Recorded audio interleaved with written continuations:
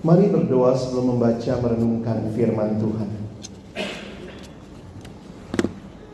Bapa di dalam surga, kami datang dalam ucapan syukur. Terima kasih karena sungguh Tuhan baik dan Tuhan menyatakan kebaikan-Mu di dalam hidup kami. Kembali kami bersyukur karena kesempatan menikmati pesta rohani yang Tuhan berikan bagi kami 2 hari 1 malam di tempat ini. Kami sungguh rindu Tuhan, Engkau menyapa kami dengan kebenaran-kebenaran firman-Mu. Engkau hadir di dalam fellowship kami satu sama lain. Dan Engkau meneguhkan kami di dalam pergumulan kami pribadi lepas pribadi, keluarga demi keluarga. Dan sebagai kesatuan tubuh Kristus, Perkantas Sidikalang kami kembali menaikkan syukur untuk kesempatan Tuhan berkenan memberikan kesempatan retret ini bagi kami. Sekali lagi kami menyerahkan ke dalam tangan kasih Tuhan ketika firman-Mu akan diberitakan. Kami berdoa biarlah waktu kami membuka firman-Mu, bukalah juga hati kami. Jadikanlah hati kami seperti tanah yang baik, supaya ketika benih firman-Mu ditaburkan boleh sungguh-sungguh berakar, bertumbuh, dan juga berbuah nyata di dalam hidup kami. Berkati hamba-Mu yang menyampaikan, semua kami yang mendengar. Tuhan tolong agar pada akhirnya kami bukan hanya jadi pendengar firman yang setia, tapi mampukan dengan kuasa dan pertolongan dari Roh-Mu yang kudus, kami dimampukan menjadi pelaku-pelaku firman-Mu di dalam hidup kami, di dalam keseharian kami. Bersabdalah ya Tuhan, kami umat-Mu sedia mendengarnya. Di dalam satu nama yang kudus dan berkuasa, nama Tuhan kami Yesus Kristus, Sang Firman yang hidup, kami menyerahkan pemberitaan firman. Amin. Shalom. Horas. Mejua-jua. Jua-jua.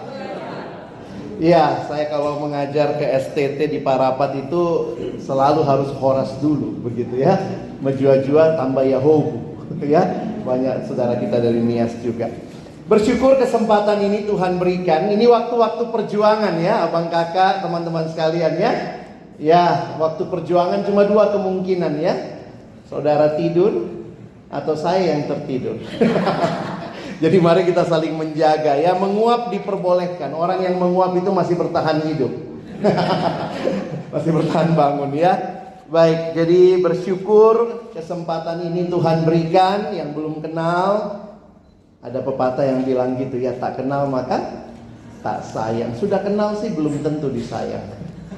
Saya Alex Nanlohi, saat ini saya melayani di Perkantas. Ada itu jabatannya ya, tetapi saya melayani sebagai staff sejak 98. Jadi ini tahun yang ke-25, 26 dalam pelayanan saya. Saya menikah, juga istri saya staff saat ini di Jakarta dan memegang pelayanan mahasiswa di PMK Jakarta. Jadi itu perkenalan singkat dari saya. Ada salam juga dari rekan-rekan pengurus nasional Perkantas bagi teman-teman di Sidikalang secara khusus. Sebenarnya saya sekaligus mau berterima kasih ya. Berterima kasih kepada Perkantas Sidikalang yang berkontribusi secara nasional bagi pelayanan kita dengan mengizinkan ya adik saya Ben ini terlibat di tim kami di nasional. Jadi tidak banyak Perkantas memberi stafnya untuk kontribusi nasional. Saya bentuk tim siswa ketika saya koordinator divisi pelayanan siswa nasional itu cuma 2 daerah yang kirim ya. Sidikalang, BPC Sumatera Utara, dan NTT. Cuma 2. Padahal kita staf se-Indonesia ada ratusan ya.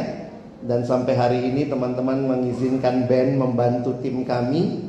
Jadi terima kasih banyak. Itu tulus gitu ya dari hati. Karena melihat saya kontak PC-nya nggak bisa, saya kontak ini nggak mau stafnya. Wah ini Ben dan satu lagi yang namanya Bea itu yang menolong saya di tim siswa nasional dan telah jadi berkat besar ya. Jadi saudara jangan berpikir pelayanan di Sidikalang, oh kami kecil, kami Saudara telah berkontribusi secara nasional ya. Paling tidak Ben sampai hari ini masih bantu kami di tim nasional. Udah 3 KNPS yang kita urus ya. Nah itu kita berharap. Belum lagi alumni-alumni dari siswa Sidikalang yang ada di berbagai tempat begitu ya. Yang bagi saya juga itu telah menjadi berkat besar. Apa yang saudara kerjakan, perjuangkan bukan semata-mata berdampak lokal, berdampak provinsi, tapi juga sampai se-Indonesia. Kiranya ini jadi ucapan syukur juga buat saudara yang terus mengerjakan pelayanan ini ya. Tadi waktu ngobrol di meja gitu ya, Bang Edis juga ngomong kalau kita pelayanan siswa itu kayak nggak ada hasilnya ya. Nggak kelihatan. Kapan lah orang itu baru balik lagi ya. Dan kadang-kadang kita yang bina siswanya dibina sama perkantas lain. Waktu dia jadi alumni dia rasa dia perkantas sana gitu ya. Ya, jangan lupa akarmu gitu ya. Persembahannya yang jelas juga ya datangnya ya. Saya dibina di Perkantas Makassar. Lalu kemudian saya kuliah di Jakarta. Jadi memang rasanya kayaknya banyak Perkantas Jakarta membentuk saya, tapi saya kenal Yesus secara pribadi di Perkantas Makassar. Jadi memang Perkantas ini begini ya, sebagai sebuah keluarga yang Tuhan pakai di berbagai tempat kita hadir sama-sama. Baik, itu perkenalan singkat. Kalau ada yang mau tahu lebih lanjut silakan kontak nomor di bawah ini. Iya, saya bersyukur setiap kali datang ke Sumatera Utara juga karena sering juga ke sini ya, kayak berasa rumah kedua juga gitu. Bahkan saya juga kemarin cerita ya, saya dipendetakan pun di Tanah Batak ya, di Sumatera Utara dalam kaitan mengajar di STT waktu itu. Jadi ada yang nanya, abang sebenarnya pendetanya ngapain bang ya? Melayani suku Bataknya saya kayaknya gitu ya. Karena ya saya dipendetakan karena saya tidak pegang jemaat secara khusus, saya masih full time di Perkantas. Jadi memang dipendetakan dalam kaitan mengajar dan supaya pelayanan bisa lebih luas. Ya, itu yang saya sampaikan bagi saudara sekalian. Nah, kita akan bicara spirituality in a hectic world sebenarnya ya. Dunia sibuk. Tapi memang menarik ya, kerohanian itu saudara bukan nostalgia ya. Saya harap kita sadar betul, kerohanian itu bukan nostalgia. Hati-hati kalau kita cuma nostalgia. Dulu aku yang paling rajin di persekutuan. Dulu, banyak yang suka begitu ya. Dulu orang belum datang, aku datang duluan karena beresi ruangan ya. Orang pulang, aku masih di situ. Wah, beresi ruangan, kalau staff, kenapa masih di situ? Aku tinggal di situ bang, gitu ya. Nggak ada opsi lain ya. Jadi memang menarik. Yang namanya kerohanian itu bukan sekadar nostalgia dulu. Tapi mari kita jujur dan sama-sama di hadapan Tuhan ya. Saya juga berdoa bagi diri saya. Bagaimana kerohanian kita sekarang? Ya. Karena kerohanian sekali lagi bukan masalah nostalgia dulu. Saudara boleh bangga dengan apa yang Tuhan kerjakan bagi hidup saudara dulu. Tapi kiranya sekarang ini pun saudara tetap mengalami kerohanian yang prima di dalam Tuhan. Tentu ada jatuh bangun, ups and downs. Tapi mari kita lihat ya, saya mulai dengan kutipan berikut. Christianity isn't just a religion, it's a relationship with God through Jesus Christ. Kekristenan bukan sekadar ritual, bukan sekadar agama. Memang ada unsur agamanya, ada ritual di situ, kita kebaktian, ada persembahannya, ada berdiri duduknya, ada ritualnya, ada liturginya. Yes, Christianity isn't just, makanya kalau saya tambah ya, isn't just a religion. It is a religion. Somehow, but it's a relationship with God. Kerohanian itu terkait dengan relasi dengan Tuhan. Jangan cuma bicara Kristen karena status, Kristen karena sudah dibaptis, sudah CD. Tapi Kristen itu bicara relasi dengan Tuhan, dan harusnya itu yang saudara dan saya pastikan kita alami bahkan sebagai alumni. Jangan kayak Kristen burung gereja ya.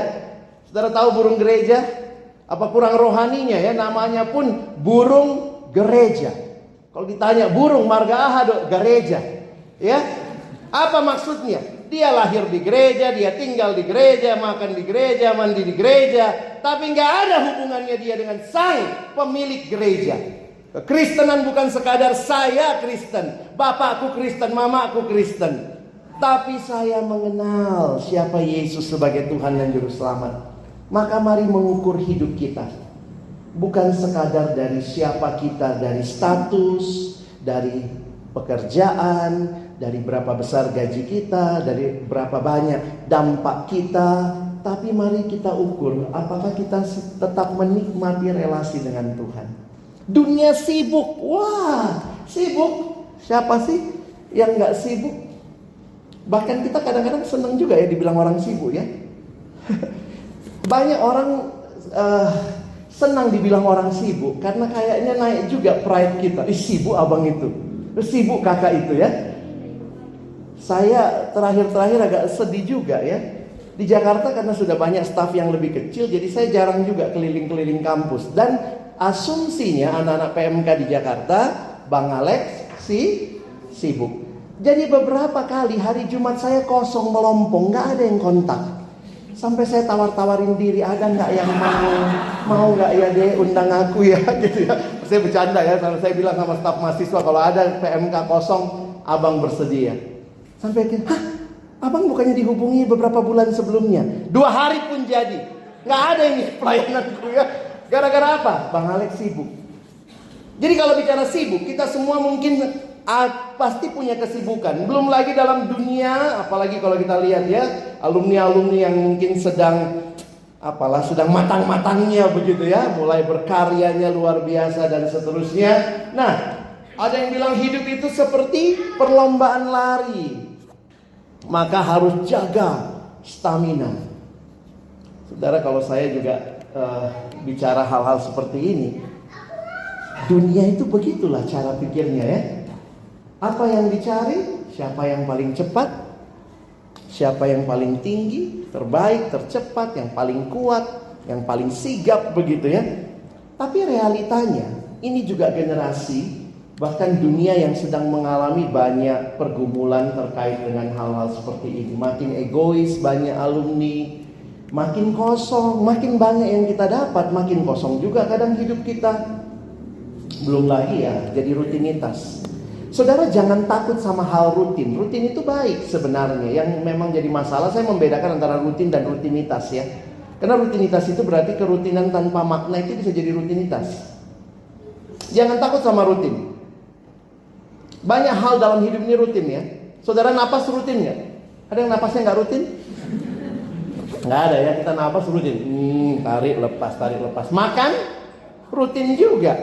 Masalahnya kalau itu jadi rutinitas tanpa makna. Karena itu di tengah-tengah situasi seperti ini, saudara dan saya harus aware. Saya masih melayani anak-anak SMA, anak-anak kuliah begitu ya. Bahkan alumni-alumni baru. Kadang-kadang begini sekarang ya, aku butuh healing bang, gitu kan. Jadi itu bahasa-bahasa gitu, aku butuh healing bang. Terus saya tanya, sakit apa kau dek? Nggak tahu bang, pokoknya butuh healing. Lucu juga ya. Bayangkan, kita pernah nggak datang ke dokter? Dokter, saya butuh dokter, saya butuh healing. Sakit apa? Nggak tahu. Pasti dokternya juga bilang ya, kamu yang sakit kayaknya ya. Jadi dunia sedang, ya orang menyadari ada something wrong. Tapi juga kadang susah dideskripsikan ya. Sehingga akhirnya butuh healing. Wah, ke Indomaret pun rasanya healing. Ya, maaf sebut merek lagi ya. Saya bilang, kenapa Indomaret rasanya healing? Karena terang lampunya ya.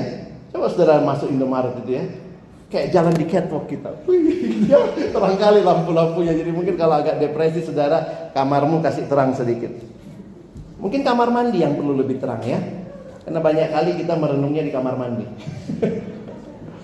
Jadi memang itu menarik juga faktor cahaya. Makanya kita perlu melakukan ini saudara ya, spiritual check up. Kalau kita menilai ya, kita menilai diri kita, pakailah gambaran rumah sakit. Kira-kira kita ini bagaimana? Tentu nggak ada dari kita yang sempurna ya.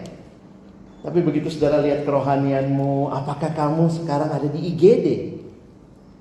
Atau aku nggak IGD bang, aku udah di ICU aku bang. Udah tinggal tunggu waktu ini. Oh kalau aku nggak bang, aku masih rawat jalan. Oh nggak rawat inap ya. Coba kalau kita nanti mungkin mau sharing-sharing ya. Kadang-kadang kan gimana kondisi rohanimu? Langsung aja sebut rawat inap. Atau aku ICU begitu ya. Nah saudara, apa yang perlu kita tanyakan? Sebenarnya itu masalah relasi lagi ya. Tuhan menciptakan kita dalam relasi dengan Dia dan juga dengan sesama. Makanya kalau kita bicara mengerti atau mengecek kehidupan rohani, kadang-kadang kita tidak hanya mengecek hal-hal yang terkait dengan relasi dengan Tuhan, tapi saudara juga perlu bertanya relasi dengan sesama. Ada satu buku judulnya Spiritual Check Up juga begitu ya. Ini buku ini ya, maaf nggak terlalu kelihatan. Ini ada 10 pertanyaan spiritual check up. Sudah ada slide-nya semua di materi saudara. Jadi dia mengatakan coba tanyakan dengan rutin pertanyaan-pertanyaan ini kepada diri kita. Karena seperti yang Bang Ben bilang tadi ya, nggak ada dari kita yang sudah sempurna, nggak ada dari kita yang sudah selesai diproses. Mata kuliah mengenal Tuhan itu mata kuliah yang nggak pernah tamat kita. Wisudanya nggak di sini, di sana wisuda. Mau duluan? Titip salam ya. Kalau masih di sini kita dikasih kesempatan ya berarti rajin-rajin ngeceknya ya. Misalnya, apakah Anda haus akan Tuhan? Apakah Anda makin dikuasai firman Tuhan? Apakah Anda makin banyak mengasihi? Ini yang saya bilang tadi, relasi dengan sesama juga termasuk dalam spiritual check up ini. Apakah Anda makin peka terhadap kehadiran Tuhan? Apakah Anda makin peduli akan kebutuhan rohani dan jasmani sesama? Apakah Anda menaruh kesukaan di dalam mempelai Kristus? Apakah disiplin rohani makin penting bagi Anda? Apakah Anda masih berduka cita karena dosa? Apakah Anda makin cepat mengampuni? Nah, ini semua pertanyaannya kok kayak serem kali ya. Apakah Anda merindukan surga dan hidup bersama-sama dengan Yesus? Ini kalau kita cek-cek aja begini ya, mungkin di mana kita ya? IGD atau ada di mana saudara dan saya? Kita perlu jujur di hadapan Tuhan. Kerohanian bukan nostalgia. Dulu pernah rohani, bukan berarti sekarang saudara tetap rohani. Maka teruslah ya, berproses bersama dengan Tuhan. Nah hari ini saya tidak mau tambah beban saudara ya. Karena kalau ditambah bebannya ya, ini rated alumni kayaknya penghakiman semua nanti ya. Oh aku gak gini bang, aku udah gak begini. Nah kita sekarang coba lihat.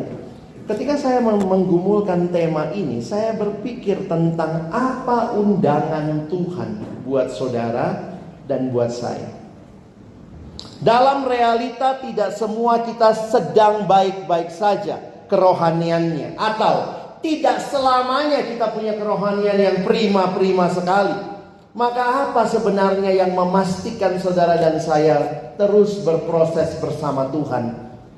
Kenalilah siapa Tuhan yang dengannya saudara dan saya berelasi.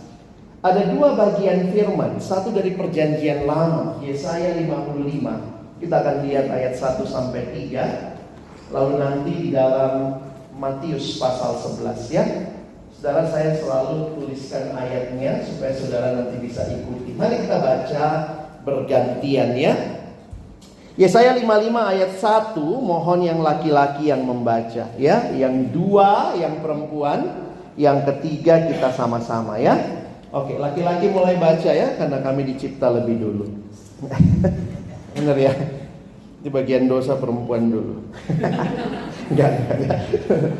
Semuanya kita berdosa ya. Ayat 1 laki-laki berdosa. Ayat 2 perempuan berdosa. Ayat 3 semua manusia berdosa ya. Oke. Baik, laki-laki mulai baca. 1, 2 ya. Ayo, hai semua orang yang haus, marilah dan minumlah air. Dan hai orang yang tidak mempunyai uang, marilah, terimalah gandum tanpa uang pembeli dan makanlah juga anggur dan susu tanpa bayaran.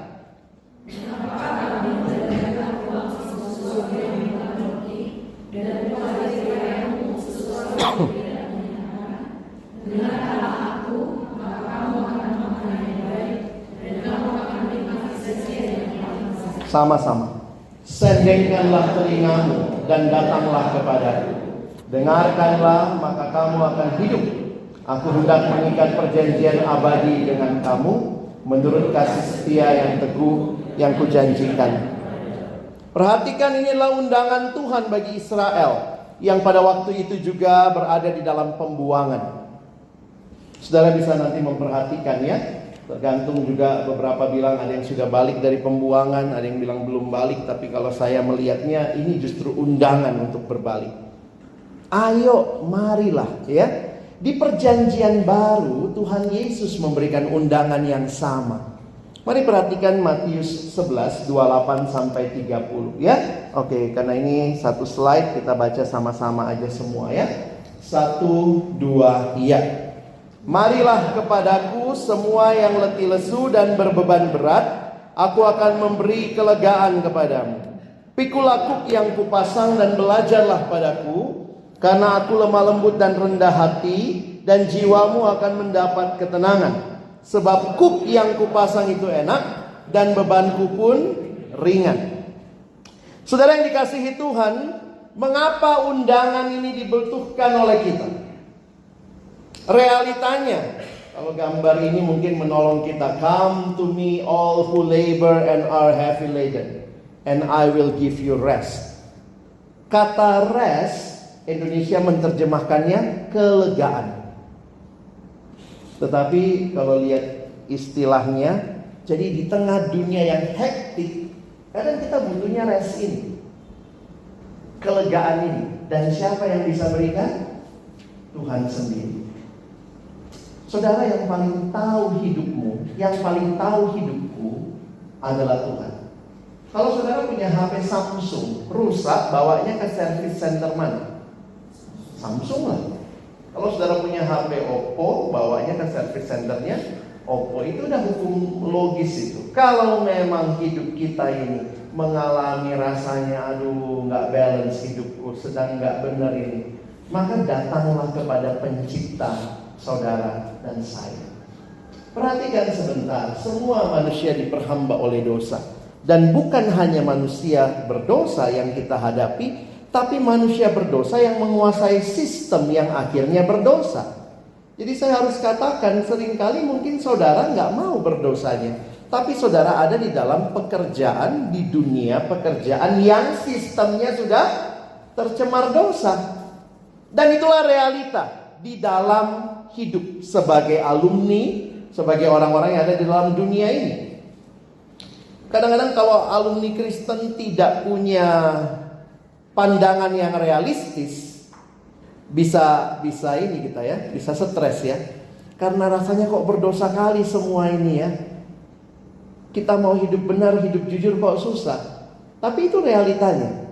Realita yang saya mau katakan bukan berarti itu benar, tapi realitanya kadang-kadang saudara sih nggak mau berdosa, tapi dunia lingkungannya sudah jatuh dalam dosa. Dan itu membuat kita capek, saudara ya. Capek, kita merasa tertekan, kita merasa rasanya mau jujur kok rasanya malah dijauhi orang. Sehingga undangan tadi bagi saya sangat menarik. Ingat ya, balik lagi, engkau dan saya ciptaan Tuhan, datangnya lah sama Tuhan. Dan Tuhan kasih undangan ya. Kenapa saya angkat ayat itu? Karena banyak orang lupa bahwa Tuhan ngundang kita loh.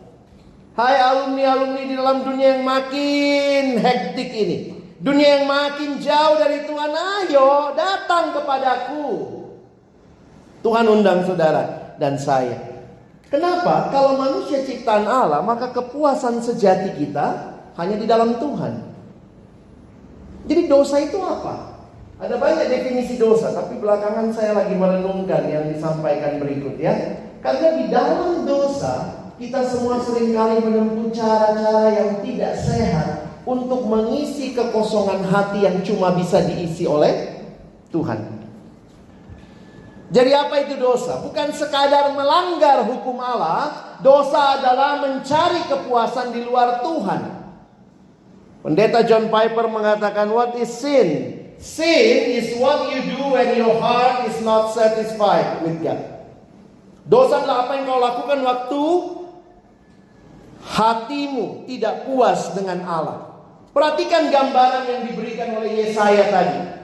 Kalimat Tuhan di dalam kitab Yesaya tadi mengatakan, inilah yang terjadi waktu manusia cari kepuasan di luar Tuhan.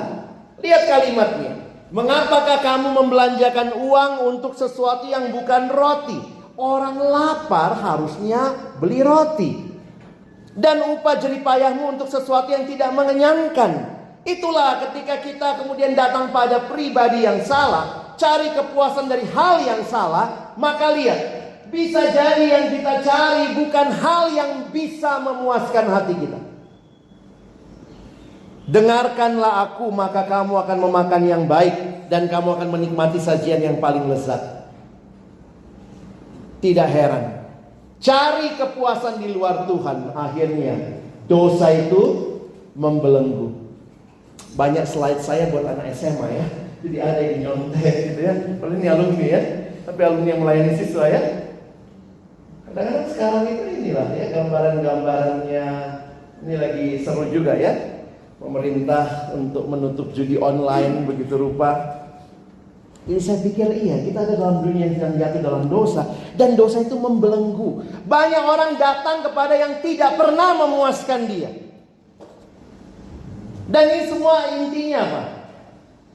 Bukan Tuhan jadi segalanya, aku jadi segalanya. Spiritualitas itu hubungan kita dengan Tuhan. Maka waktu Tuhan dibuang, maka tinggal siapa? Akunya yang tinggal. How do you spell sin? S-I-N. What is sin? Sin is the I in the center. Aku yang paling utama. Di dalam dosa yang terjadi, yang penting aku puas, aku senang, aku untung, aku aman. Akulah segala-galanya. Ini lupa diri tingkat dewa ini saudara kita ini ya. Coba bayangkan ketika harusnya kan Tuhan segala-galanya. Sesama juga jadi prioritas. Nah, di dalam dosa ini segala-galanya siapa? Saya. Lupa diri. Di sini ada yang ngekos. Ya, ada yang nganggur-nganggur ya, ada yang ngekos ya, ada yang punya kos. Ada juga ya. Jadi memang itu gambarannya kayak orang ngekos ya. Saya suka kasih gambaran buat siswa bisa ngerti apa artinya ini ya. Merasa akulah segala-galanya. Kalau orang yang ngekos itu biasanya ngekos berapa kamar? 1 ya. Ada yang sampai ngekos 3 kamar gitu. 1 kamar sepatu, 1 kamar baju. Kontra aja deh, kontra. Lebih luas ya. Orang kalau ngekos biasanya ngekos 1 kamar. Nah, ini coba bayangkan. Tapi jangan dilakukan ya. Do not try this at home. Do not try this at kos ya. Nah, bayangkanlah saudara ngekos, terus kemudian saudara malam-malam, jangan malam-malam lah ya, bagus lah malam-malam ya. Biar agak seru saudara keluar dari kos. Lalu saudara kasih pengumuman. Biar seru tunggu di jam 12 malam mungkin ya, biar agak seru ya. Terus saudara keluar kasih pengumuman. Hai semua penghuni kos. Keluarlah orang dari kamarnya. Ya ada apa ini? Ada apa? Sudah kumpul semua. Saya mau kasih pengumuman. Apa itu? Mulai malam ini kosan ini punya saya. Kira-kira kalau saudara kayak gitu, apa kata penghuni kos yang lain? Kasihan ya. Mendengar itu tante yang punya kos keluar. Ada apa nak? Kok berisik malam-malam? Tante, saya baru kasih pengumuman. Apa itu? Mulai malam ini kosan ini punya saya. Pasti ibu kos juga bilang, gila juga ya. Dan puncak kegilaan saudara adalah saudara bilang apa?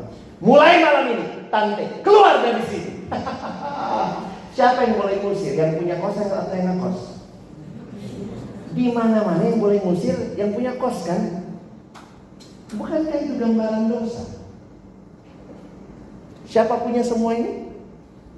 Tuhan ya? Ini semua punya saya. Tuhan dari surga ini kasihan gila. Gitu ya? Sombongnya kita itu kan? Ini semua punya saya. Lalu kemudian lebih gilanya manusia bilang apa? Tuhan, keluar dari hidupku. Bayangkan kalau Tuhan satu-satunya pribadi yang bisa memuaskan saudara dan saya, kita usir dari hidup kita. Siapa lagi yang memuaskan kita? Makanya Tuhan ingatkan kepada Israel yang memberontak. Mari, ayo, kau sudah belanjakan sesuatu yang tidak mengenyangkan anakku.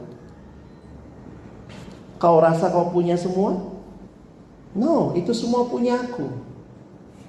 Sehingga saudara dalam dosa ini, akhirnya rasa bersalah, kekosongan, frustasi, keterikatan. Tidak heran Alkitab berkata, upah dosa adalah maut. Jadi ke orang yang tenggelam itu ya, kayak orang yang berteriak, oh take me out ya. Karena dia gak bisa keluar dari dosanya. Saudara pernah lihat gambar ini? Coba amati baik-baik. Ini kalau kita googling judulnya Peter Drowning, Petrus tenggelam. Jadi ternyata ini POV-nya Petrus. Ya, ini POV-nya Petrus. Petrus lagi tenggelam. Ya, kira-kira gambarin Petrus lagi tenggelam, lalu dia lihat ke atas. Di atas air dia lihat siapa? Tuhan Yesus lagi mengulurkan tangan. Coba lihat baik-baik ya, jangan salah. Waktu lihat ini Yesus tenggelam. Enggak, bukan Yesus yang tenggelam. Ini Petrusnya yang tenggelam.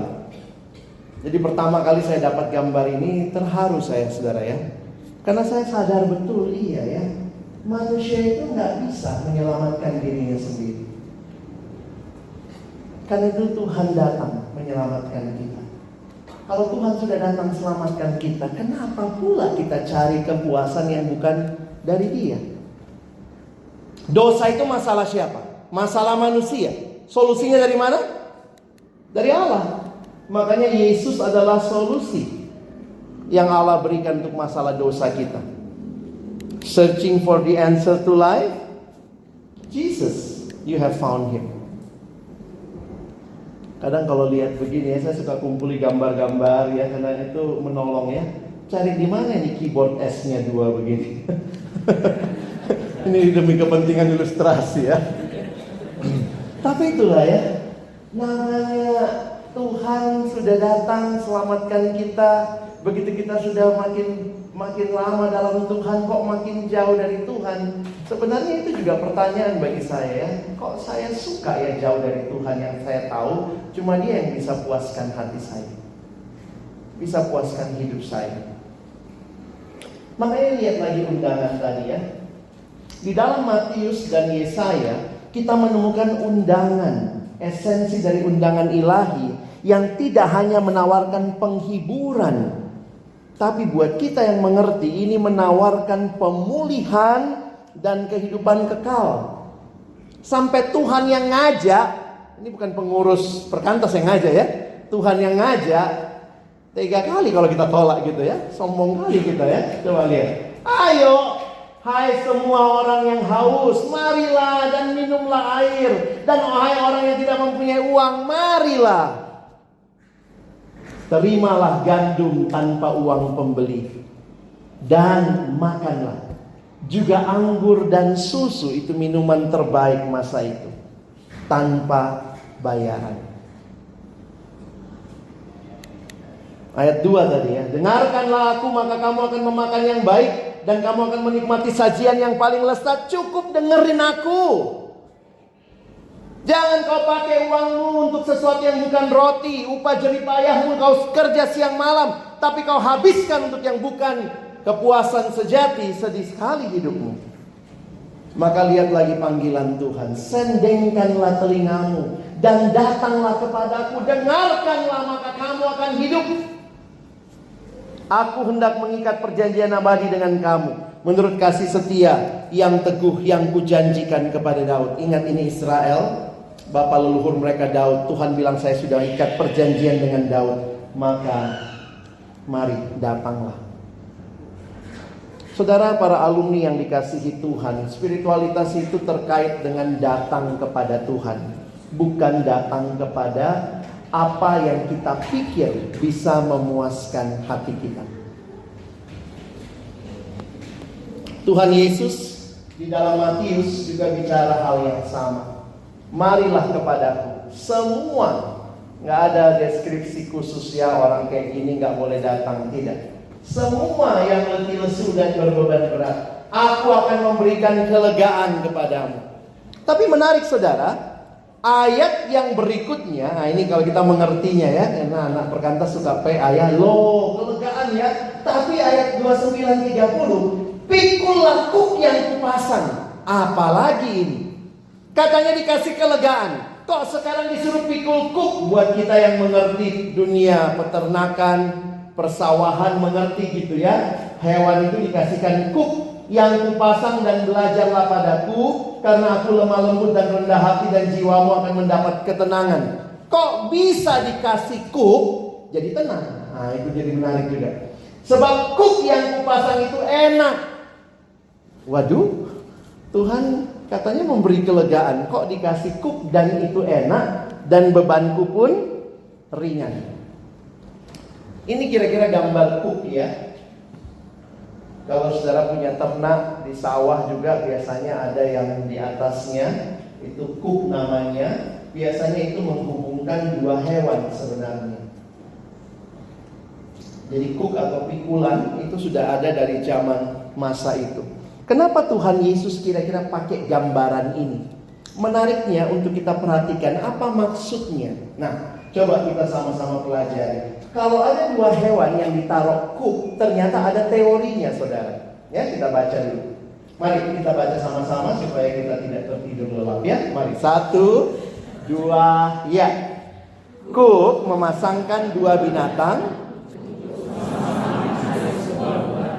Binatang yang lebih tua, lebih kuat dan terlatih, biasanya dipasangkan dengan binatang yang lebih muda. Sehingga yang muda itu tahu metode yang tepat untuk menarik beban. Binatang yang lebih tua dan kuatlah yang bekerja lebih keras dalam menarik beban. Sedangkan yang lebih muda akan mengikuti dan meniru yang. Jadi ternyata teorinya begitu, dipasangkan yang tua sama yang muda. Nah, inilah yang Tuhan Yesus katakan, belajarlah padaku. Jadi yang mana? Siapa yang Tuhan Yesus yang binatang yang lebih tua atau kita yang lebih tua? Ini jelek juga aku bilang ya, Yesus binatang. Enggak, kan ini perumpamaan yang Yesus kasih kan. Maafkan ya, karena mau tertidurnya saudara nggak sadar. Binatang yang lebih tua itu siapa? Sama juga nggak mau jawab. Yesus yang mana lah? Yang lebih tua apa yang lebih muda? Yang lebih tua ya. Oke. Nah, coba lihat ya. Ayo, 1, 2 ya. Ketika kita menyerahkan beban kita dan memikul kuk dari Kristus, kita menanggungnya bersama Yesus yang bertanggung jawab untuk mengarahkan dan mengerahkan kekuatan terbesar untuk menarik beban itu. Lalu, setiap dari kita sebagai pasangan yang lebih muda, lebih lemah dan kurang berpengalaman akan belajar mengikuti apa yang. Nah, jadi saudara, saya lagi membayangkan begini ya. Tuhan memberikan kelegaan kepada kita. Ini dalam perenungan pribadi ya. Apakah situasinya yang berubah? Kadang-kadang bukan situasinya yang berubah.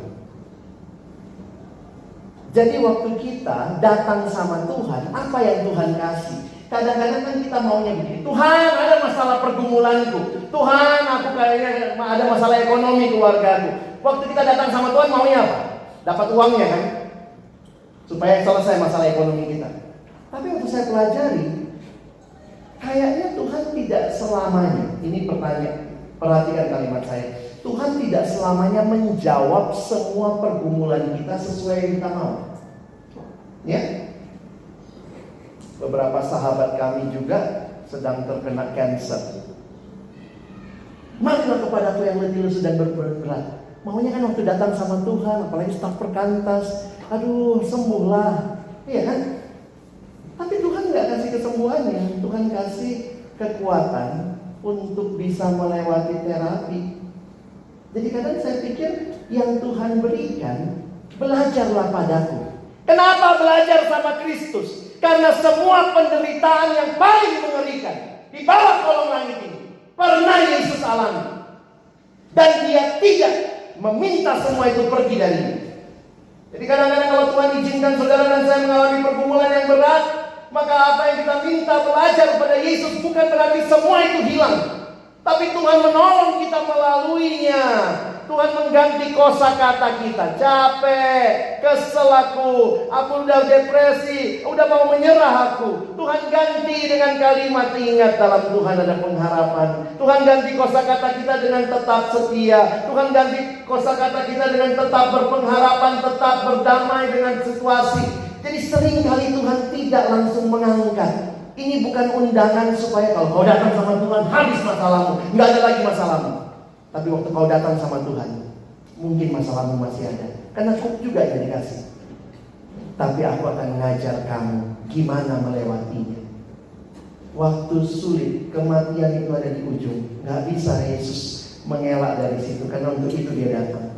Maka bayangkan kalimat-kalimat ketika dia dicambuki, ketika dia di kayu salib tergantung. Kok bisa keluar kalimat, ya Bapa ampunilah mereka. Itu yang saudara dan saya akan pelajari. Ketika kita ikut Tuhan, banyak alumni mulai marah sama Tuhan karena apa yang dia minta rasanya Tuhan tidak kasih. Tapi jangan-jangan kita salah menanggapi undangan Tuhan, karena kita maunya kalau datang sama Tuhan nggak ada lagi pergumulan kita. Puji Tuhan, Tuhan masih kasih kita pergumulan ya. Bayangkan kalau hidup nggak ada pergumulan, nggak cari Tuhan lagi saudara kan? Ya, bersyukur kan? Masih ada pergumulannya? Masih doa? Bulan-bulan ini anak sekolah mau masuk sekolah, kita berdoa. Mau masuk, kalau semua Tuhan sediakan di awal, udah nggak ada lagi doa kita. Jadi memang hati-hati salah minta saudara ya. Mintalah untuk kekuatan seperti aku mau belajar dari Tuhanku yang mengalami banyak pergumulan. Makanya kalimat di dalam satu kutipan bilang, tidak selamanya Yesus menenangkan badai di luar sana, tapi di dalam banyak hal dia menenangkan badai di hati kita. Yang dulu kita kesal kali ya itu ya, pergumulan ini. Tapi sekarang Tuhan bilang, coba pergumulannya sama, kayak mana sikap? Belajar sama aku. Saya waktu itu, saya lagi punya pergumulan beberapa waktu yang lalu tentang pengampunan ya saudara ya. Kita itu maunya apa? Maunya mati juga itu orangnya, yang kita nggak bisa ampuni itu kan. Kalau perlu mati aja, mampu saja kau. Maunya kita begitu. Hamba Tuhan pun ada juga manusianya kan. Saya kan bukan separuh malaikat ya. Jadi akhirnya saya pikir di situ saya jadi belajar banyak hal. Sebenarnya belajar hukum ya, Bang Herdian. Ada yang namanya hukum ini ya. Tuhan itu tahu sekali. Kita kadang kalau belajar hukum pernah baca itu ya. Mata ganti mata, gigi ganti gigi. Itu ngeri nggak itu? Kalau kita baca itu yang ngeri ya. Tapi ternyata itu justru hukum keadilan. Saya waktu PA kan itu, ternyata Tuhan itu tahu sekali kita itu tukang balas dendam. Benar nggak? Kalau rusak gigiku, apa yang kau mau lakukan? Kurusak gigimu, gigi mamamu, gigi adekmu, gigi abangmu. Itu manusia.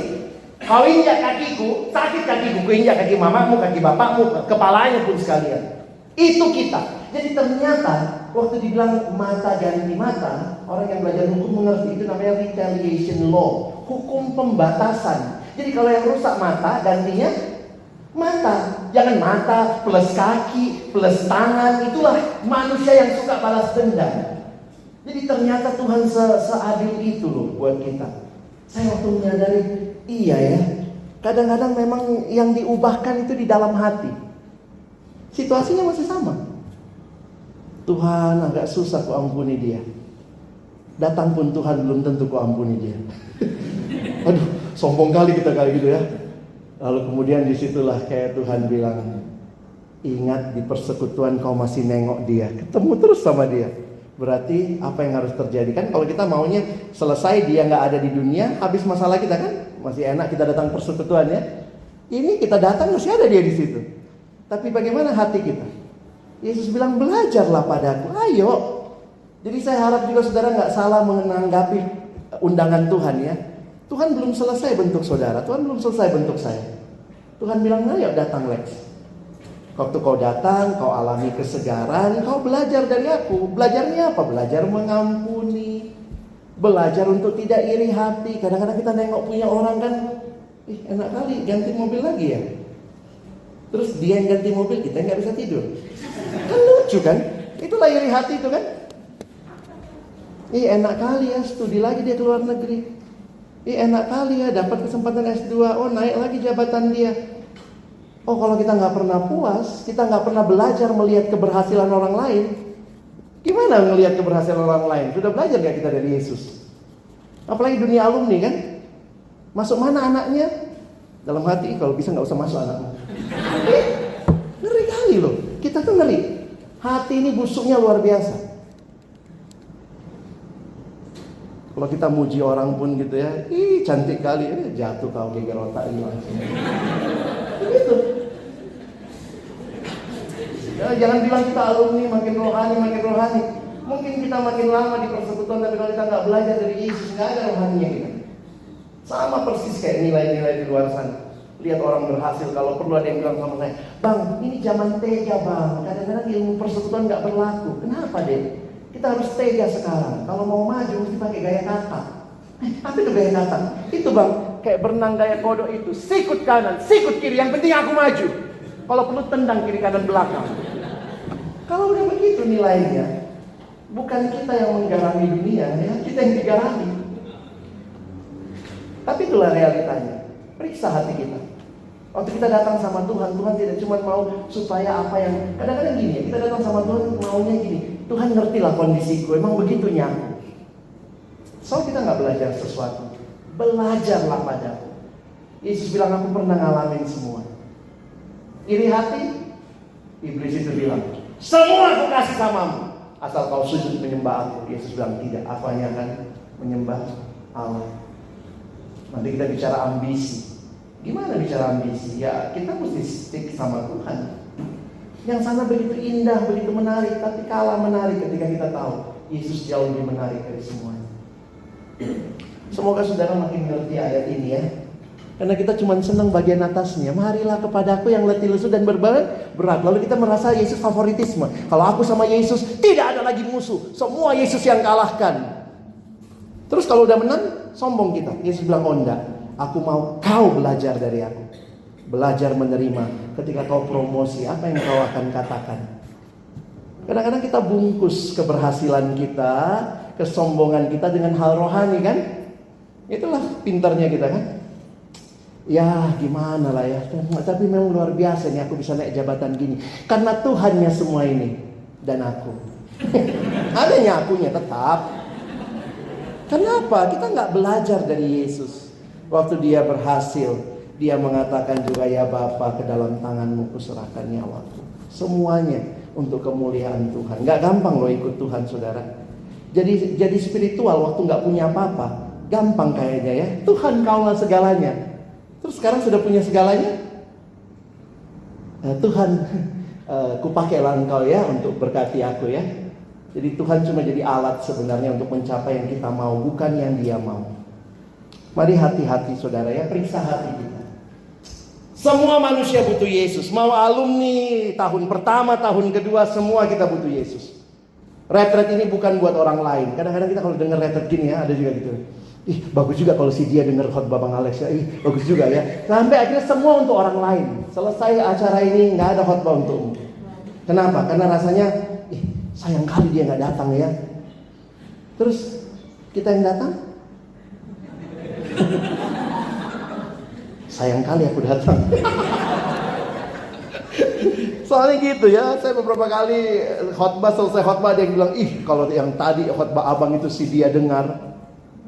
Oh, kau berusaha menggunakan khotbahku untuk orang itu. Ini untukmu juga, bahkan untukku yang khotbah juga. Nggak ada dari kita yang udah selesai dengan Tuhan. Kita sedang berproses. Come to Jesus. Siapa yang harus datang ya? Ini kami pernah. Siswa itu kan banyak singkatannya ya. Jadi dulu kita bikin KKR siswa. Come to Jesus. Come to Christ. Come, Christ only my Emmanuel. Suka-suka mulai bikin itu ya. Sampai bikin gelang waktu itu ya. Gelang come. Mari datang kepada Tuhan. Saya ingat kalimat Santo Agustinus ya, dia bilang begini, you made us for yourself, O Lord, and our hearts are restless until they rest in you. Hati kami ini gak pernah bisa tenang sampai dia datang sama Tuhan. Mungkin uang kita bertambah, mungkin fasilitas yang kita punya bertambah. Itu kadang-kadang memberi ketenangan. Mungkin semua anggota keluarga sudah kita asuransikan, itu memberi ketenangan. Tetapi bukan itu segala-galanya. Saya bukan berarti nggak boleh asuransi ya, saya pakai asuransi juga begitu. Tapi akhirnya ketenangan sejati itu waktu kita kembali kepada pencipta kita. Jadi jadilah alumni yang asuransi utamamu dalam Kristus. Kira-kira begitu. Bagaimana tipe-tipe? Karena saya diminta sedikit menyinggung ya, karena saya pikir itu bukan hal utama yang saya mau khotbahkan. Yang saya mau khotbahkan sebenarnya 2 bagian firman tadi, supaya saudara mengerti apa artinya datang sama Tuhan. Datang itu berarti saudara berubah, saudara belajar dari Yesus. Seringkali situasi belum berubah. Nah, tapi juga di dalam kerohanian. Nah, ada satu buku.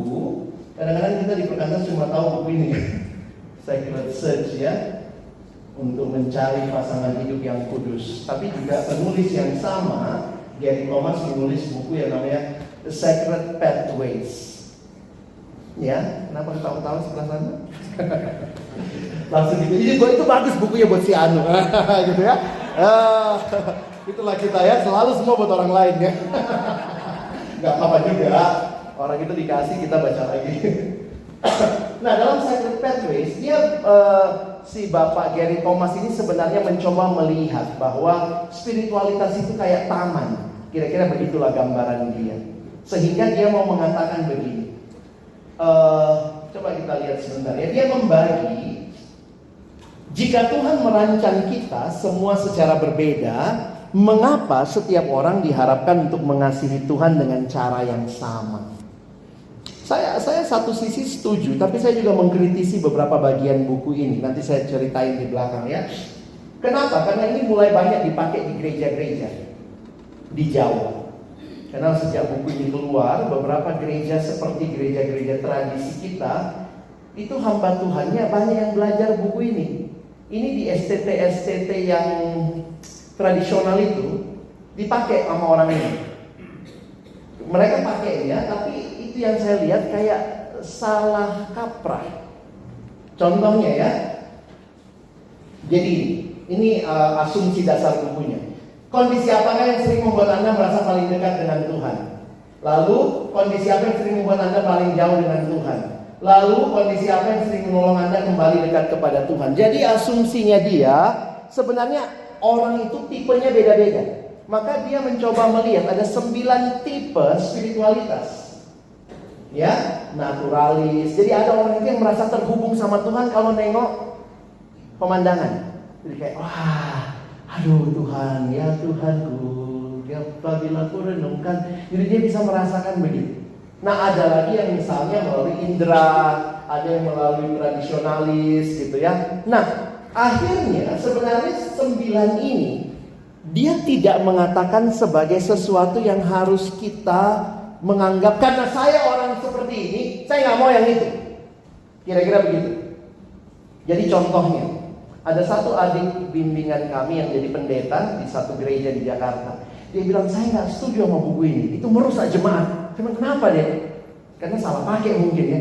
Jadi kan di gereja itu mereka punya kebiasaan hari Sabtu doa pagi. Doa pagi hari Sabtu, datanglah jemaat berdoa. Nah, lalu jam 8, itu jam 6 pagi doa Sabtu. Jam 8 pergi orang itu untuk bakti sosial, bersih-bersihkan halaman dan segala macam. Lalu kemudian jemaat mulai melihat, Pak, aku itu tipenya kontemplatif, makanya aku suka doa-doa begitu. Nanti aku gak ikut jam 8 ya. Karena apa? Aku perkantas sekali. Kalau doa aku datang jam doa. Tapi kalau kerja bakti, kaulah yang berbakti kan? Misalnya gitu. Nah, sementara ada lagi jemaat yang permisi. Maaf, aku gak datang doanya ya. Aku tipe ini, aktivis. Jadi aku tuh merasa dekat sama Tuhan kalau lagi bersih-bersih, lagi kerja bakti. Jadi aku gak datang paginya, aku datang jam 8 ya. Dari situ dia langsung bilang, itulah bang, buku ini banyak dipakai oleh pendeta-pendeta yang mohon maaf dari saudara-saudara kita yang di gereja-gereja tradisi, mungkin sebagian besar juga gereja tradisi, beberapa pendeta pakai buku ini karena ini lagi banyak dipakai orang itu, lalu kemudian mengelompokkan, oh kalian perkantas yang ini ya, kontemplatif gitu ya, yang doa-doa itu perkantas lah. Kami nggak kayak kalian. Nah, sering dengar kalimat itu? Iya, kalian yang PA-PA itu ya, kalian nanti intelektual. Semua pun bukan pendeta kalian gali-gali lah Alkitab itu.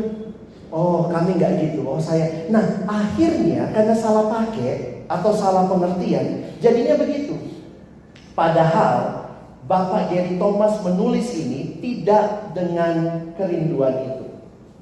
Kerinduannya dia begini. Kalau kamu orang yang merasa dirimu aktivis, maka kamu harus kembangkan juga hal yang lain. Nah, bahkan kalau saya melihatnya begini. Spiritualitas yang diajarkan di perkantas, saya sempat menggumulkan, ini spiritualitas yang kita ajarin ini benar nggak sih di perkantas? Spiritualitas kita apa? Doa, saat teduh, baca Alkitab. Tapi saudara begini, dari mana saudara tahu yang engkau lakukan itu terkait dengan Tuhan? Kan mesti ada ujiannya, sesuai dengan firman Tuhan atau tidak. Jadi kalau saya melihat spiritualitas dasar itu harus tetap firman Tuhan. Mungkin saudara bilang, aku tuh lebih ngerasa ketemu Tuhan kalau aku di Danau Toba daripada di depan Alkitab. Oh saudara, kalau menurut saya malah ada masalah dengan spiritualitasmu. Dengan alam kau bisa rasa dekat dengan Tuhan, tapi dari mana kau tahu rasa dekatmu itu benar atau tidak? Mesti ada batu ujiannya, yaitu firman Tuhan. Makanya bagi saya pribadi, tetap kerohanian yang kita bangun itu menjadi dasar dari semua hal yang lain. Mungkin saudara merasa, iya ya, aku tuh kalau pelayanan itu kayaknya lebih dekat sama Tuhan. Kalau cuma dengar-dengar retret begini, karena saya ketemu beberapa teman malas ikut retret. Aku tuh bukan tipe yang datang-datang dengar gitu. Tapi kalau ada aktivis atau apa, ada yang mau dilakukan, mau bangun apa, aku ikut. Itu di situ spiritualitasku. Jadi akhirnya orang membagi-bagi spiritualitas. Nah, saya harap saudara ngerti asumsinya ya. Makanya perhatikan, sebenarnya ini adalah gabungan menurut si Gary Thomas dari kalimat Yesus.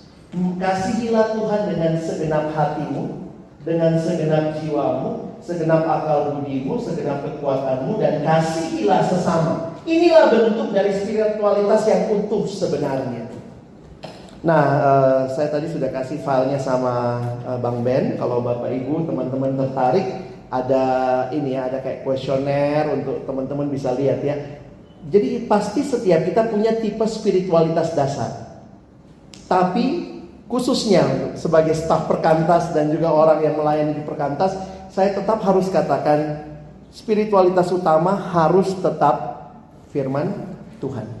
Kalau tidak, nanti alam jadi Tuhan kita. Kita sembah pula tuh alam ya. Pelayanan jadi Tuhan kita. Enggak. Tetap harus. Kenapa dia mengatakan begini? Ini sebenarnya asumsinya. Ya, kita baca sama-sama ya. 1, 2 ya. Hindari menganggap suatu tipe lebih baik dibanding dengan tipe lain. Hormati cara-cara yang digunakan setiap orang untuk bersekutu dengan Tuhan. Hati-hati untuk tidak mencela ungkapan iman seseorang hanya karena berbeda. Doronglah orang lain untuk memelihara jiwa mereka dengan cara yang paling efektif bagi mereka, sepanjang mereka tetap setia. Nah, itu bagi saya, tetap setia. Jadi kalau saudara mungkin rasanya, aku itu memang harus keluar misalnya ya, tapi ya, jadi jangan dipilih. Aku nggak saat teduh pagi lah. Aku kayaknya bukan tipe baca-baca Alkitab. Terus baca-baca alam. Kita tengok-tengoklah alam. Aku hari ini lihat ulat. Oh, aku rasa dekat dengan Tuhan. Ku tengoklah ulat itu. Ulat itu nengok aku. Kami tengok-tengokan. Bukan itu. Bagi saya hati-hati. Itu spiritualitas yang malah jatuh dalam ada satu istilah yang dari saudara-saudara kita yang Katolik ya. Karena dulu ada salah satu teorinya adalah naturalis gitu. Jadi menemukan Tuhan dalam alam. Sehingga pagi-pagi nggak usah baca Alkitab.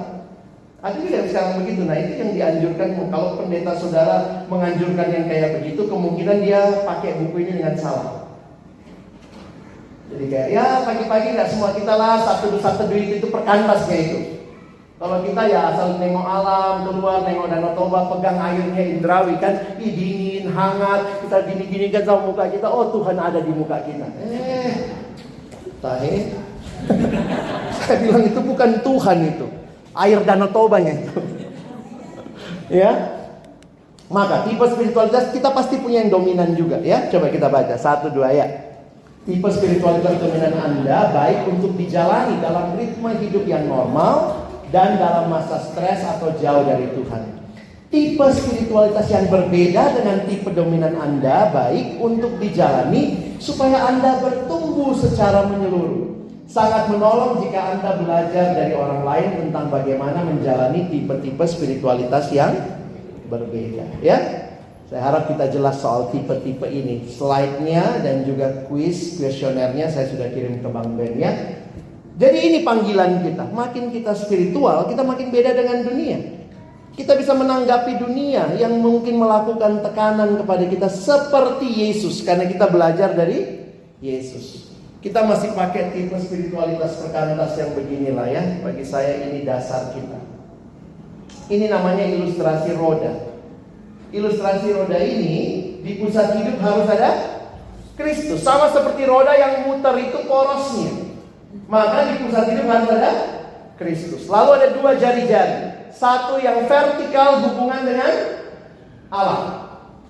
Saya bicara sama Tuhan itu lewat doa. Tuhan bicara ke saya lewat firman. Lalu yang horizontal hubungan dengan sesama. Dengan sesama orang percaya ke dalam harus rajin bersekutu. Keluar dengan orang yang tidak percaya harus bersaksi. Itu kan spiritualitas yang kita bangun. Siapa yang pernah pakai MHB? Sebagian besar pernah pakai MHB. Bab 1 apa? Hidup baru, terima Yesus. Bab 2? Saat teduh. Bab 3? Doa. Bab 4? Merenungkan firman, PA ya. Nah, diperdalam ini. Bab 5? Hidup bersama, bersekutu. Makanya ada proyek ketaatan, rajin gereja kau deh ya. Bab 5, bab 6 bersaksi. Kita kan spiritualitasnya ini sebenarnya yang kita kembangkan. Makanya kalau sudah di zaman saya, kalau sudah bab 7 orang itu udah bisa pimpin kelompok karena udah dilewati semua. Karena bab 7 dia harus bergumul, mengetahui kehendak Allah. Dengan asumsi yang sama kami membuat makin bertumbuh, makin menjadi berkat. Saudara yang pakai itu buat siswa, ingat kita membangun ini kan. Jadi sebenarnya kalau mau disimpulkan ini nih gambar yang kita lagi bangun untuk diri kita dan untuk orang yang kita pimpin. Ini spiritualitas konyol katanya, kok doa-doa firman-firman, tapi itu dasarnya. Kalau kita langsung ke alam-alam begitu nanti kau jadi aneh gitu ya. Nah, makanya ada disiplin rohani. Disiplin rohani mentransformasi hidup kita. Bukan hanya sekedar menambah pengetahuan kita. Disiplin rohani, kita semakin mengasihi Allah, Allah mengubah kita semakin serupa dengan anaknya. Karena itu hai para alumni, daripada kita tambah lagi dengan tipe-tipe lain yang belum tentu kau kerjakan, yang ini aja gak dikerjakan gitu ya. Nah coba bangun lagi. Teman-teman ingat ya, quality time. Waktu yang berkualitas untuk melakukan disiplin rohani. Kadang-kadang masalah kita bukan kita gak lakukan. Ini kalau kita makin lama jadi alumni, masalahnya kadang doa masih doa aku bang. Baca Alkitab ya masih juga baca, tapi kadang-kadang masalahnya bukan di waktu yang berkualitas. Kita tidur jam 10 malam, ayo. Bagusnya doa jam berapa? Itu nggak tahu juga ya, kita diajarkan kalau tidur jam 10 malam maka berdoa jam 9.55. Itu jam apa? Jam menjelang tidur. Jadi jangan heran nih jam 9.55 kita mulai doa. Tuhan, aku terus diam gitu. Ngomong apa barusannya? Karena kau datang di jam tidur. Tapi itu pula kita ajari sama anak-anak berdoa sebelum tidur. Jadi kita kadang-kadang anak udah ngantuk gitu. Buka matamu bang, ayo tegak dikit duduknya. Kita juga yang salah itu jam tidur anak. Jadi gitu ya. Harusnya berdoa di jam yang kita masih sadar. Kalau saudara misalnya tidur jam 10, bagusnya doa jam berapa? Jam 7, jam 8 gitu ya. Kita doa sebentar, masuk kamar 10-15 menit, siap doa, kan boleh lagi nonton sinetron, kerja gitu. Nanti menjelang tidur doanya singkat. Tuhan mau tidur, bangunkan besok pagi. Daripada menjelang tidur, Tuhan aku ingin doa syafaat untuk seluruh dunia. Seluruh dunia. Begitu, Tuhan, udah kunci pintu belum ya? Terpikir lagi semua. Jadi akhirnya kesannya rohani, karena aminnya besok pagi. Doanya panjang kali. Janganlah. Kita harus datang doa di jam yang kita paling sadar. Atau orang Jawa bilang paling ngeh, orang Batak bilang paling ngeh. Yang berapa sekarang paling ngeh? Itulah datang doa di situ. Kan siap doa bisa lanjut lagi kan? Kamu nggak tahu, kita diajarin pokoknya doa sebelum tidur. Jadi kadang-kadang juga kalau anak kita nggak tekun berdoa, jangan-jangan juga kita ngajarnya di jamnya nggak pas itu. Ya kita bisa atur lah anak-anak kita ya, tapi tolonglah mereka juga. Jadi memang ini perlu dibedakan. Apa bedanya antara sisa sama sisi? Apa bedanya sisa sama sisi? Sisa pakai A, sisi pakai I. Itu opung-opung juga tahu. Kalau ada makanan besar ini ya, saya makan, sisa dikit. Itu namanya apa? Masih ada dikit. Sisa ya. Kalau sisi dari awal ya, disisihkan. Nah sekarang saya tanya, lebih terhormat dikasih makanan sisa atau sisi? Jujur. Serius. Kemarin kuami orang juga mau.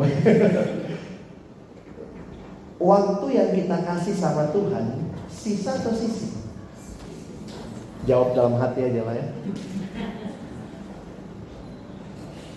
Saya nanya sama anak SMA ya. Anak SMA tuh polos ya, jujur sekali ya. Anak sekolah tuh jujur ya. Kalau alumni kadang ada tipu-tipunya. Anak siswa dia nggak suka dengar khotbah kita, tidur dia di situ. Tidur depan saya gitu. Gitu ya. Kalau alumni kan kayak gini. Kita nggak di situ pikirannya. Jadi waktu saya tanya, waktu yang kau kasih sama Tuhan, sisa apa sisi? Sisa sih. Ya gitu ya. Tapi inilah teori manajemen sebenarnya. Kalau saudara belajar manajemen, perhatikan. Untuk hal yang penting, orang rela sisihkan waktu. Disuruh bos besok datang jam 7. Datang kita. Penting. Disuruh besok ambil rapor anak ya, gurunya agak gila. Jam 5 ya bu. Ih kok pagi kali, tapi udah. Karena dianggap penting, kita sisihkan waktu. Nah pertanyaannya, saat teduh masih penting gak buat kita? Penting. Kapan saat teduhnya? Ya aku gitu lah bang, kalau gak sempat pagi nanti malam. Oh, bukannya saya pun sadar, saya udah gak strict kayak zaman kuliah dulu ya. Kalau sekarang saya kasih waktu, saya saat teduh antara jam 6 sampai jam 8 lah, itulah jamnya ya. Tapi maksudnya itu saya belajar mendisiplin diri. Kalau saya lewat dari itu, tetap aja saat teduh mungkin malam, tapi saya akan merasa berarti saya tidak sedang menyisihkan waktu. Karena begitu bangun pagi, HP itu bisa menyita waktu 1 jam ya. Scroll ini orang begitu ya. Dan rasanya kayak begitu, udah mau kerja ini. Udah lewat saat teduh. Tapi kalau kita bilang ini penting, maka aku sisihkan. Ini jamku saat teduh. Taruh dulu HP-nya. Pakai HP sekarang satu dulu ya udah, notifnya dulu dimatikan misalnya gitu. Kita mesti berjuang juga saudara. Kerohanian itu nggak datang dengan sendirinya. Hanya karena saudara dulu di PMK, dulu pengurus di KMK, jadi apa. Kerohanian itu diperjuangkan. Dan perjuangannya adalah paling sederhana, menyisihkan waktu. Berdoa jam berapa? Jam 7 sampai 7.15 itu jam doa saya. Saya masuk kamar sebentar, habis itu saya keluar lagi. Jadi jangan sok-sok rohani padahal kita nggak ngatur waktu dengan baik ya. Nah, sebagai penutup, susun kembali prioritas kita. Maybe to change your life, you need to change your priorities.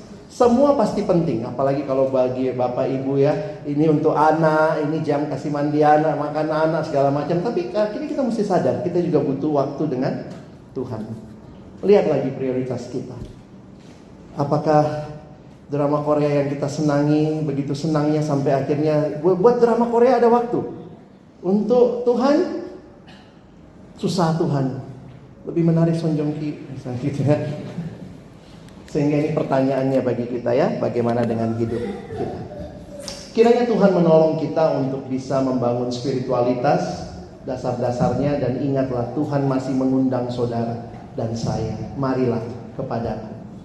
Tapi Dia mau mengajari kita, bukan untuk melepaskan kita dari semua pergumulan, tapi bagaimana tetap jadi spiritual di dalam dunia yang hektik, dunia yang benci kita, menekan kita, terus mendorong kita untuk iri hati.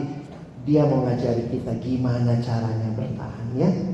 Selamat menjalani kehidupan yang spiritual di dunia yang hektik.